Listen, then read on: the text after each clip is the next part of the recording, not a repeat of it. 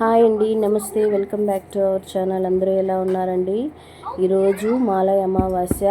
పెద్దలకి ప్రతి ఒక్కరూ మనము బట్టలు తర్పణ వదులుతాము. మా వారు మార్నింగే కపిల్ తీర్థంకి వెళ్ళి తర్పణ వదిలేసి వచ్చారు. నేను ఇంట్లో అన్ని వంటలు చేసి పెద్దల దగ్గర పెట్టి కాకి కూడా మేము పైన మిద్ది పైన కాకి కూడా భోజనం పెట్టాము. ఈరోజు పెద్దలకి ప్రతి ఒక్కరూ ఇలా చేయాలి.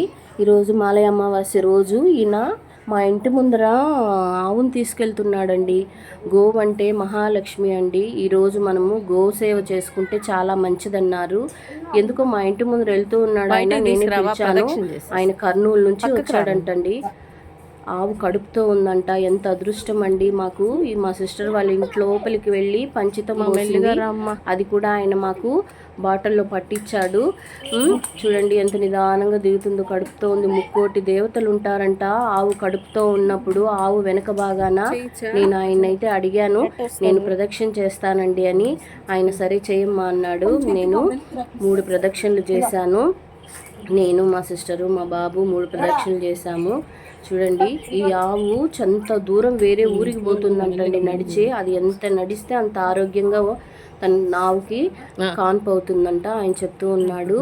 చూడండి, నేను వెనక భాగాన దండం పెట్టుకున్నాను. 3 ప్రదక్షిణలు చేసి లాస్ట్లో మళ్ళా దండం పెట్టుకున్నాం. ముక్కోటి దేవతలు ఉంటారంటండి ఆవు దగ్గర. కడుపుతో ఉన్నప్పుడు ప్రదక్షిణ చేస్తే అంత మంచిది. ఈరోజు నాకు అదృష్టం దొరికింది. నాకైతే చాలా సంతోషంగా ఉంది. ఆవు పంచితం తెచ్చి నేను ఇల్లు మొత్తం కూడా చల్లానండి. ఇదంతా మీతో షేర్ చేసుకుంటే ఎలా ఉంటుందో మీతో షేర్ చేసుకుంటున్నాను. ఓకేనా అండి? నచ్చితే లైక్ చేయండి, సబ్స్క్రైబ్ చేయండి. మీకు ఎక్కడైనా గోమాత కనిపిస్తే మీరు ఇలా ప్రదక్షిణ చేస్తే చాలా మంచిది, గోసేవ చేసుకుంటే. ఓకేనా అండి? బాయ్.